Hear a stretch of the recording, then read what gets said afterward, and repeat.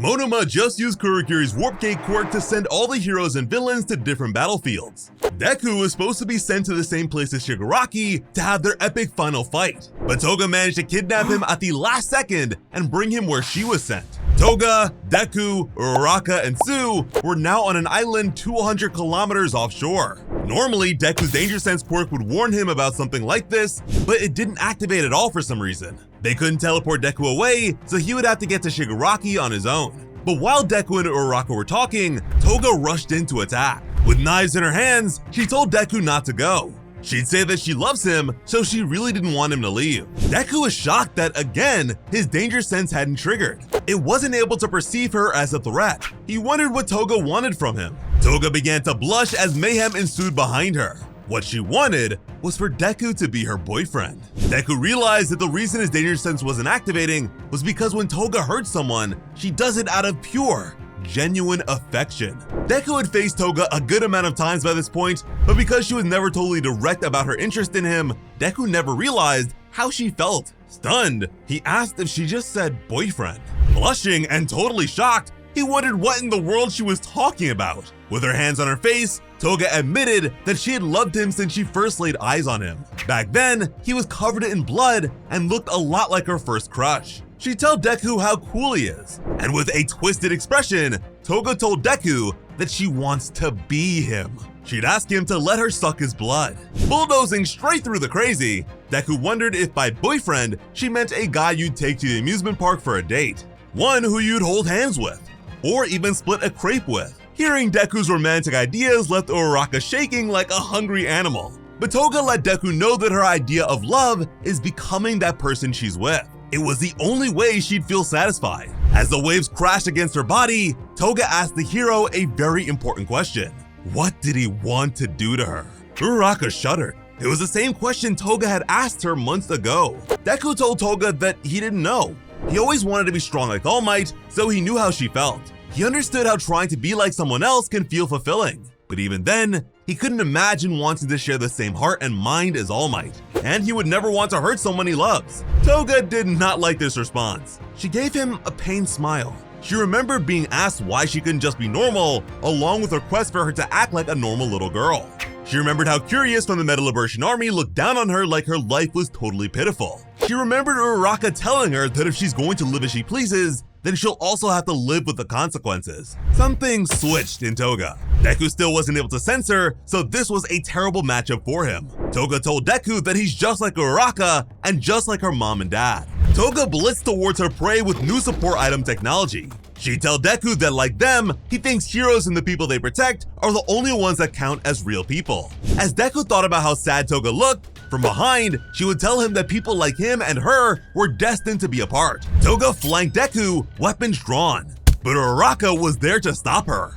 She grabbed hold of the villain and let her know that ever since they met during the last war, she'd been thinking hard about her. Toga told the girl that she hadn't been on her mind in the slightest, at least not anymore. She thought that maybe she'd have a chance with Deku, but now she knew that could never be. So she was over it all now. The world rejected her, so she rejected the world. Toga loomed ever closer to piercing Uraraka. She thought it was sad. She was sure that Uraraka would understand her, and this was because they fell for the same person. But Tsu kicked Toga away before she could push her knife any deeper or finish her sentence. Deku checked if Uraraka was hurt, but it was just a scratch. Although, Toga probably had her blood now. Tsu told Deku that he needs to leave. Talking about romance was the last thing he needed to be doing right now. Before he left, Uraraka called Deku's name. She told him to get Shigaraki. He remembered their private talk before the fighting started. While outside the makeshift Fortress Troy, Deku noticed Uraraka was alone outside. The two stood together, looking over the wide expanse. Turning, Deku thanked Uraraka for what she had done, the words she shared about him when he returned to UA. Deku apologized for not being able to find the right moment to say anything until now, but he really was thankful. Uraraka was a bit embarrassed and flustered. She told him not to sweat it. Scratching his head, Deku wondered what she was doing out here. She admitted that she was just looking at the city. There was a brief pause between them. Eventually, Uraraka piped up and said that she's kind of weird, but Deku was quick to correct her. She wasn't weird at all. She's strong and brave, and her hairdo suits her perfectly. He was prepared to keep going, but Uraraka interrupted him and said that that is not what she meant. She also did not see that coming. Apparently, when Uraraka was shouting on top of Yue about Deku, thoughts of Toga popped in her head too. She'd tell him about how she fought her during Gigantomachia's rampage. Toga said something to her, and at the time, Uraraka fired back with things that she thought were obvious. But she couldn't help but notice how sad Toga looked after hearing her reply. Looking at the ruined city, she reminded herself that the villains did this. They stole people's lives and happiness. She couldn't even fathom the possibility of forgiving Toga. They were way past that now. She knew that, but she also knows that Toga is a person too, and a person that she really didn't understand. So she was just out here looking at the city so she never forgets the horrors she saw that day. She wanted to force ridiculous thoughts out of her head. But before she could completely dismiss her thoughts as nonsense, Deku interrupted and admitted that he feels the same. He has a similar sense of uncertainty when it comes to Shigaraki. Uraraka was surprised to hear this. Then she smiled. She figured they were both a little weird. Then Deku and Uraraka promised to stop them. In the present, Deku looked a bit uncertain, but Uraraka just smiled and wished him good luck. Toga began to get back up. She'd say how hard it was to be her, even though she was so full of love. Uraraka shouted for Deku to go as he moved as fast as he could. Uraraka let Tsu know that he'd gotten away, and she was happy to hear it. She didn't think Deku would be able to ignore Toga's words. And she didn't say this out loud, but she also didn't want Deku to find out how Uraraka feels about him at a time like this. Toga was fed up. She loved them all, but was done. She was ready to really be herself. All she really wanted was to live the way that feels natural to her. Clutching onto her pouch, she thought of twice. Declaring her name, Toga was now fully prepared to take the heroes down. Uraraka also planned on living according to her own desires and declared her name as well. Once Deku was gone, Uraraka and Tsu fought against Toga for a while. After intercepting Toga's attack on Tsu from behind, thanks to her martial arts training, Uraraka had a sudden realization. The trick Toga uses to conceal her presence is pretty much a form of misdirection. She was sure it was a complex and nuanced move, but one that definitely had a limit on how many attackers she could evade at once. Once Toga broke free from her grip, Uraraka shouted at her to come back. The number of villains in this location were thinning out. Toga knew that the more people they lost, the harder it would be for her to avoid capture. She also knew that the amount of twice as blood that she had on her would only be good for a 30 to 40 minute transformation. She could totally go buck wild with it right now and regain the numbers advantage, but in the end, her rampage would be stuck on this isolated island. Before now, Toga's actions were hardly ever driven by any sort of big picture strategy. She couldn't think of any real way to quickly leave this location. Things were not looking good for her. But thanks to her recent experiences, Toga had now completely transformed into a fully fledged villain. Lifting the vial over her outstretched tongue, Toga finally decided that she would just do what she's meant to do and bet on Spinner's success. This was the moment Tsu had been waiting for. They expected Toga to have some blood on her. The amphibious hero wondered whose blood it might be. All for One's? Shigaraki's maybe? Whatever the case, she didn't want to wait and find out, so she destroyed the vial with her tongue. But it was a checkmate. Toga knew Tsu well enough to realize that she is a very level-headed hero, which is why she brought along the decoy that was just destroyed. And this decoy was one that contained a chemical from All for One that attracts Nomu. Tsu was immediately attacked as Uraraka was left to brace against the impact and cry out her friend's name. But when she saw her again, there were two Tsus. Toga didn't hesitate. She drank the real vial as Tsu. She suddenly shifted into the form of her dead friend twice and began creating many doubles of him. And miraculously, at the same time, a dark warp gate portal opened up in front of her. Uraraka couldn't react fast enough. Kurogiri emerged and explained his objective of saving Shigaraki and his allies. Now looking at Toga, he asked her what she wanted to do. Her response was simple. She wanted to slaughter all the heroes, beginning with the man that killed twice, Hawks. She then told Kurogiri to send her to his location. Uraraka shot out her grappling hooks as she demanded that Toga return. The twice clones removed Uraraka's hooks. She then shouted that the two of them hadn't had a chance to talk about romance yet. Tsu was still getting back up and was stunned by her friend's words here. Toga's eyes went wide too, but she continued to move through the portal. She would depart while admitting that she wishes they could have had such a talk. But it was too late for that now. Once she made it to the ruins of the Gunga mountain villa, Hawks immediately noticed her. Hawks had killed twice and destroyed all samples of the villain's blood to avoid this exact situation. He soon realized that this must have somehow been Dabi's doing, which it had been. An absolute sea of Toga Twice clones would infinitely duplicate and totally swarm the battlefield. But Uraraka wasn't done yet. Sue wrapped her tongue around the gravitational hero as she rushed through the portal at the last second. Uraraka refused to lose sight of Toga again. As the two young heroes fell towards the Twice army, Toga looked at them and realized that Uraraka could not take a hint. With her face partially exposed, she told Uraraka that she's not some blushing schoolgirl in love anymore. The heroes began scrambling to fend off this infinite force. But it didn't take long for Hawks and All for One to realize that despite this major shift in their battle, Toga's clone army wasn't as dangerous or as optimal as it could have been. If she would have immediately transformed into All for One or Dabi and made doubles of them, the war would have been decided then and there. But for whatever reason, Toga couldn't do that. Considering her feelings of love could be the deciding factor here, Sue feared that that might change, which was why they needed to find the real Toga very quickly. Uraraka wondered how she'd be able to do that. What might give Toga away? Toga continued to chant the words, "All heroes must die," in her head. She knew that she loves both Shigaraki and Toya. Even when she tested it before the big battle, it still didn't work as intended. She wondered what was wrong with her.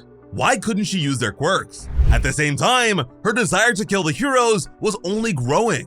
While fighting countless Twice clones, because Uraraka always loved seeing people happy, she quickly took notice of one of them with tears in their eyes. Sometime later, after All for One had escaped the battlefield and Dabi had been defeated, Toga turned with tears in her eyes. She remembered what Dabi had said outside of her family home, that they should both smile. That smiling is why they live their lives. As many of the Twice clones began to dogpile on Uraraka, Toga wondered if her dead friend had managed to smile in the end. Uraraka looked at her with piercing eyes of determination. The Twice clones continued to chant, "All heroes must die."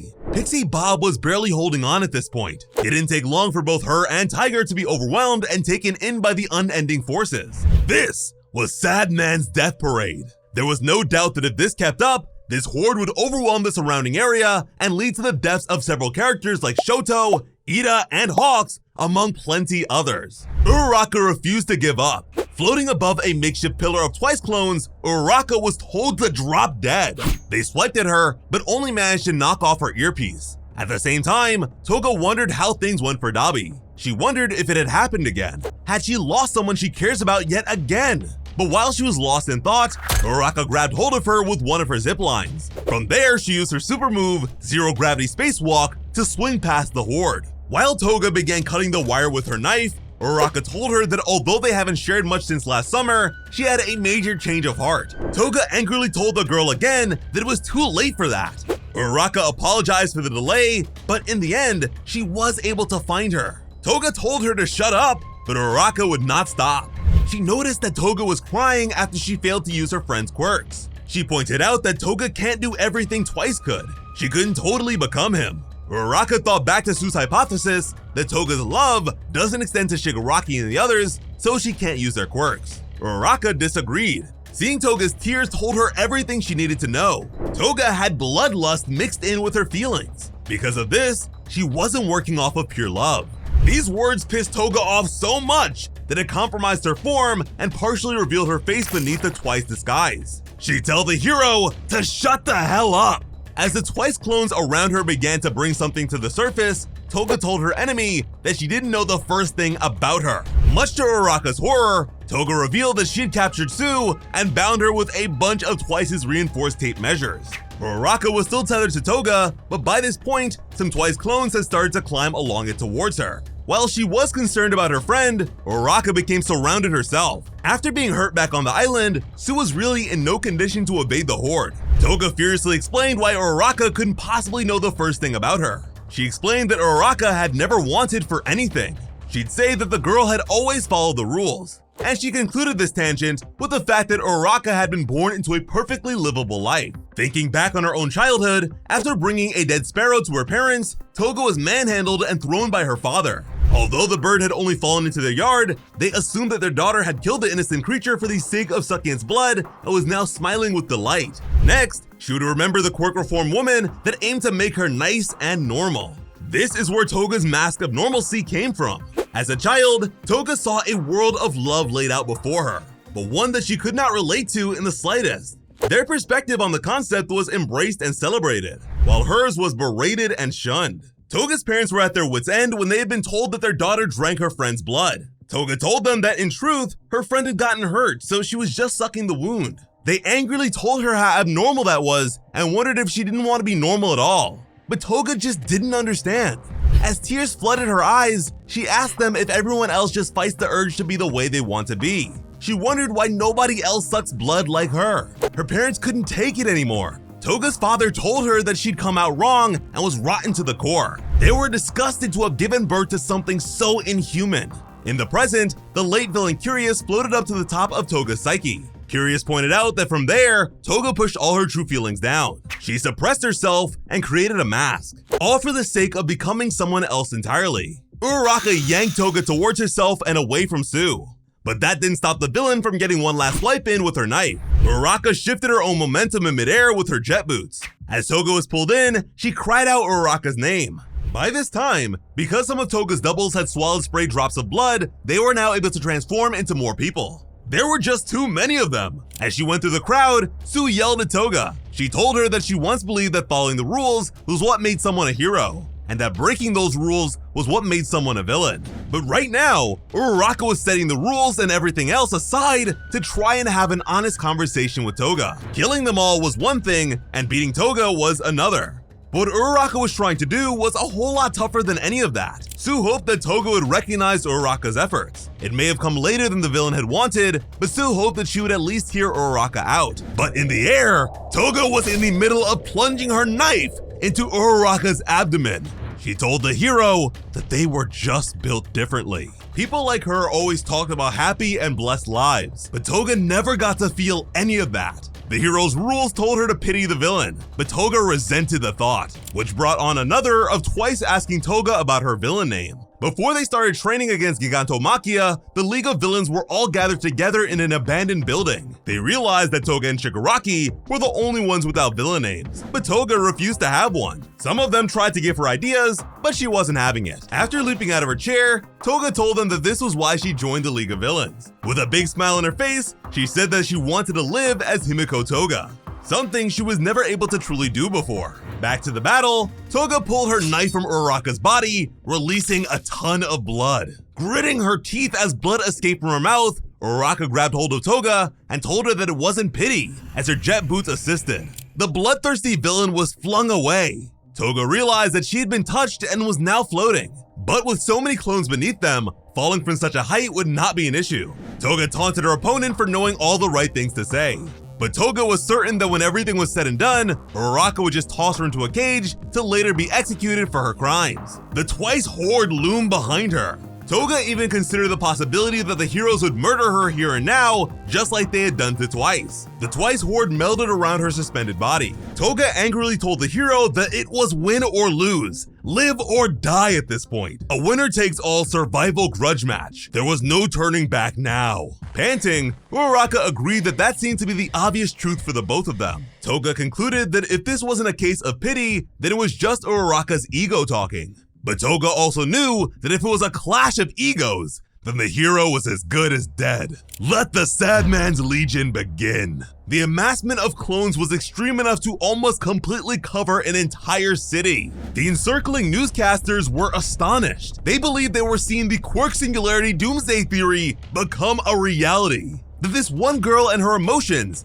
had begun to transform the very world itself.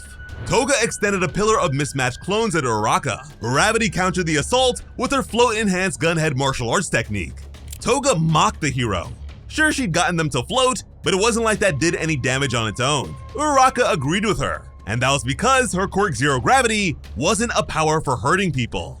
This really frustrated Toga, as she recalled how Uraraka previously denounced her for having used zero gravity to kill. Despite the pain of her wounds, Uraraka extended another line and agreed that this might all be because of her ego. Toga had intentionally killed people. There was no way they could just wipe the slate clean here. But while zipping around, Uraraka said that when she sees Toga's face, it was like she had no choice. So she was sure that there must have been a reason. And that was because during the first war, what she said made Toga look so sad. Toga shouted back that Uraraka was the sad one. Fighting through the clones, Uraraka said that they both were. She told the villain that she was really scared when they first met, but that was because she didn't understand her. She couldn't understand how a person could smile so genuinely and so strongly in such a situation. Toga told Uraraka to shut up. She remembered Twice's response to her villain name. He thought that sounded great. He wanted her to kill as many people as she wanted and become whoever the hell she wanted. Toga was crying a ton now. She remembered the unkind words people had always said about her smile. She told Uraraka to just die already and wondered why she wouldn't. Uraraka acknowledged that she had pushed Toga away in the past, along with the fact that this world might not be one where she would ever be able to be herself. Uraraka thought about her own ego again. Ever since she was a little girl, she had seen so many happy faces. The manifestation of Uraraka's innocence turned to see that of Toga's. Thinking of how she feels about Deku, Uraraka told Toga that being able to declare what she loves and do it with her entire face was amazing. Crying with her blood-smeared face, Uraraka told Toga that her smile is perfect. So perfect that she herself was jealous. Toga was overwhelmed by emotions as she continued to recall what everyone had always said about her smile before then. Extending a hand as something strange began with her quirk, Uraraka shouted out that she didn't want to pretend she never saw such a perfect smile. Suddenly, Uraraka had blown straight through the entirety of the Sad Man's Legion with her zero-gravity quirk, a feat that was well beyond the assumed scope of her ability. Jiro was affected too, and realized that despite never being touched by Uraraka, it was as if her power was now able to spread between bodies that came into contact with one another. Uraraka shouted that she wouldn't be able to erase or approve of Toga's many crimes. But if any part of Toga still felt like talking to her, she was willing to give the girl her own blood for the rest of her life. As a vestige of her innocence extended an arm to Toga, Uraraka asked her once again to talk with her about romance. It was clear to everyone that zero gravity was acting strangely. As the horde of clones floated off the ground, Toga wondered what was going on. Now that all of her doubles were floating, she wondered what would happen if she tries to make more. Somehow, even the new ones began to float immediately. The villain realized that this was just like what happened to her while fighting Curious on the verge of death. This was a quirk awakening. Kamui Woods grabbed hold of Tiger, but still wasn't sure if he was the real deal or not. Tiger argued that if he was fake, he would have already melted away thanks to his injuries. Looking up, he remembered how Uraraka's weight limit used to be 3 tons. Now it was too much to even calculate. Tiger could not believe how far Uraraka had come since last year's training camp. As the blood from her stomach wound continued to pour out, Uraraka realized that her body temperature wasn't looking good. But she didn't care about herself right now. While extending a bloody hand, she used her arm bracer to grab a crying Toga. She wanted to touch the sadness that was deep inside of Toga. There was now a direct line of connection between the two of them. Uraraka explained that her family is really poor and her parents tend to have sad looks on their faces. More than anything else, she really wanted to make them happy. That's why she decided to become a hero. Toga was surprised. Uraraka continued by saying that when she got older, she realized that her parents weren't the only ones who needed a hero. Toga used all the strength she could muster to pull the young hero closer to her. Uraraka confessed that after that, she fell in love with Deku, and right now, she wants to stop Toga. As she was brought closer, Uraraka proclaimed that this was who she was, and this was why she was here right now. Once they were close enough, Toga kept trying to stab her enemy. Uraraka yelled at Toga and told her to speak her mind. She wanted to hear all of Toga's true thoughts and feelings. The villain suddenly remembered the moment Dabi burned down her childhood home. Back then, the flame villain told her that whether they were smiling or crying, the sun would still come out tomorrow. So he figured that the two of them should smile. After all, smiling is why they lived their lives. Destroying that painful place was one of the nicest things anyone had ever done for her. After that, Toga remembered everything, her entire life, good, bad, and horrifying. Everything flashed through her mind as she prepared to put an end to Uraraka once and for all. Toga's soul looked terrifying and wicked, but Uraraka's didn't budge. She still offered herself to the monster. Toga was crying even more now. Her hand shook as she told Uraraka about herself. Honestly, it was easy for her to fall in love. With animals, with villains, with heroes, with boys, and even with girls. After all, they all had great blood flowing through them. Uraraka listened and urged Toga to keep talking. Toga recounted how people told her not to smile. Because of this, she was really jealous of everyone else. Uraraka kept listening. Toga admitted that Deku looks just like a boy she liked. His name was Saito.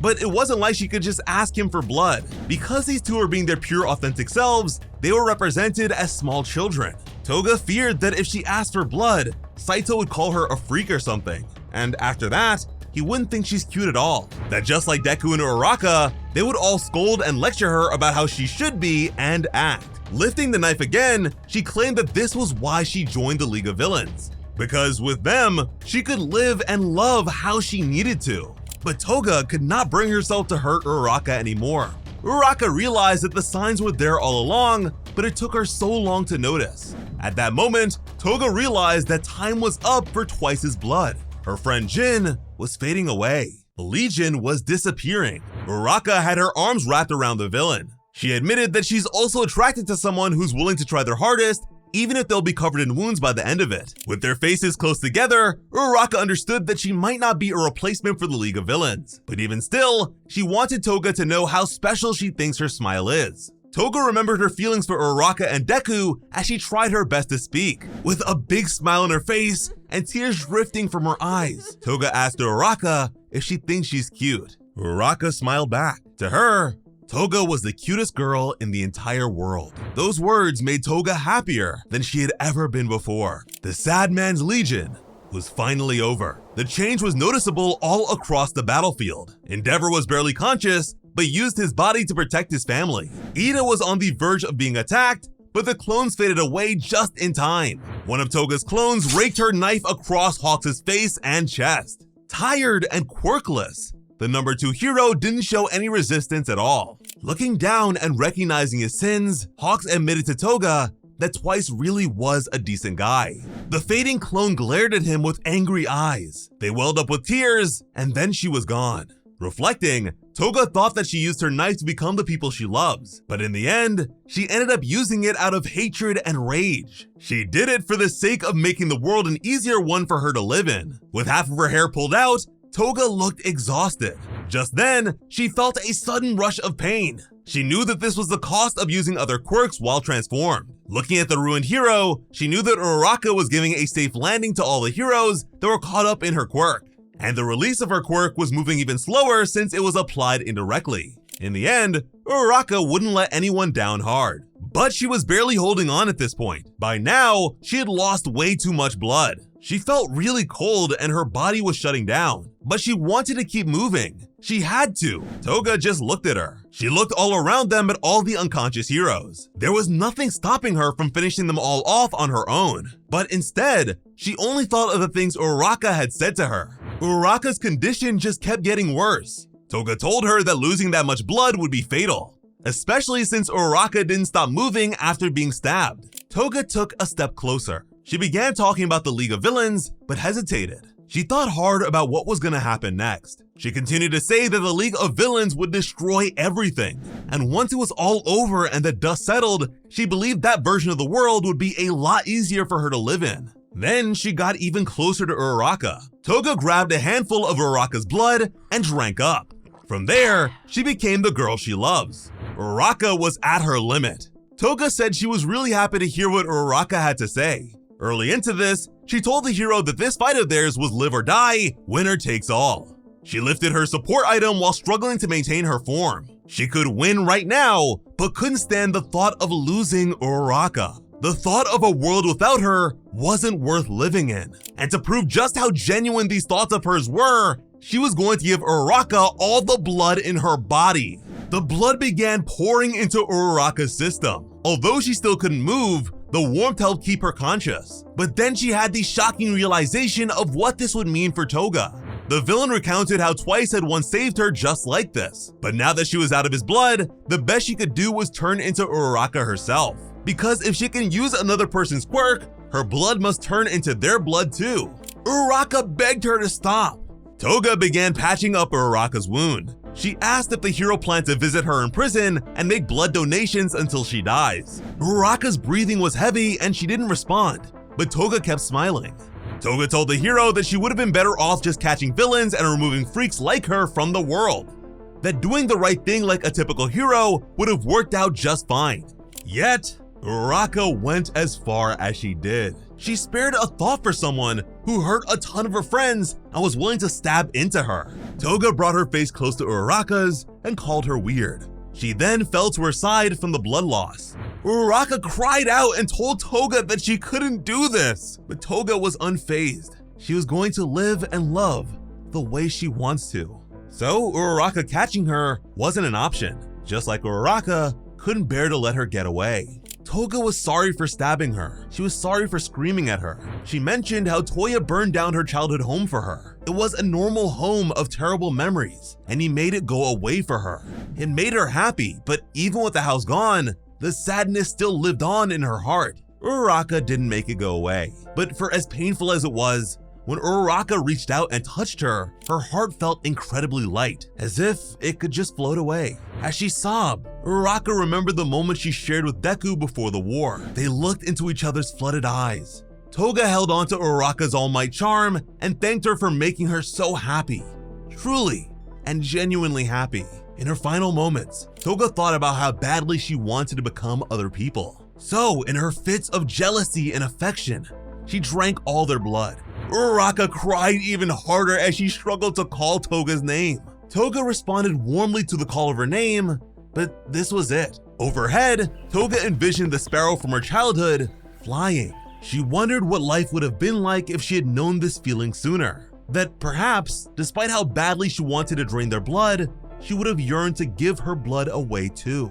That maybe if she had experienced this sort of love, she would have had an easier time living in this world. Regardless, she was Himiko Toga. She lives and loves how she pleases, and that's how she made her way in life. She's just a normal girl with the cutest smile in the world, and that's how she died. As always, I'm Slice of Otaku. Thank you all so much for watching and have an awesome day. I love you.